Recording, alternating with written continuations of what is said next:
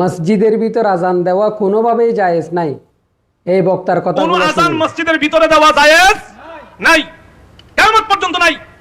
মসজিদের ভিতরে কোন আজান দেওয়া কোনোভাবেই বৈধ না। এই বক্তা নামক তক্তা বলতেছে মসজিদে আজান দেওয়া কোনোভাবেই জায়েজ নাই। দলিল কি শুনবেন না? দলিল শুনেন তার মুখ থেকে। হালাল কাজ স্বামী স্ত্রীর মেলামেশা একবার করলে 13 ফরজ, কিন্তু মসজিদের ভিতরে জায়েজ না। ঠিক আজানও এইভাবে মসজিদের ভিতরে জায়েজ না। দলিল দিতেছে স্বামী স্ত্রী হালাল ভাবে কি মিলন করলে নাকি 13 ফরজ, মসজিদের ভিতর করলে হারাম, কি জানি বলতেছে। সেই দলিল আমি বুঝি নাই, আপনারা বুঝে থাকলে কমেন্টে জানাইয়েন। গুরুত্বপূর্ণ কথা হচ্ছে মসজিদে আজান দেওয়ার ব্যাপারে।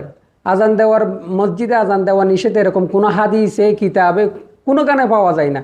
বরং যে হাদিসে আছে, বুখারীর একটা হাদিস আছে, এক ব্যক্তি মসজিদে আজান দিয়েছিল, রাসূল সাল্লাল্লাহু আলাইহি ওয়াসাল্লাম তাকে জিজ্ঞেস করলো, তুমি কি আজান দিয়েছো মসজিদের ভিতরে নাকি বাইরে হয়েছিল? সে লোকটি বলতেছে আমি বের হই নাই। রাসূল সাল্লাল্লাহু আলাইহি ওয়াসাল্লাম বলতেছেন আমি তোমাকে আদেশ করতাম মসজিদের ভিতরে আজান দেওয়ার জন্য।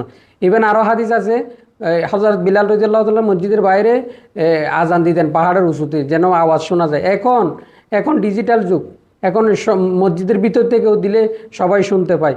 হ্যাঁ, কোনো হাদিস কোরআনে নাই যে আজান দেওয়া মসজিদের ভিতর না যায়, এরকম কোনো হাদিসে পাওয়া যায় না।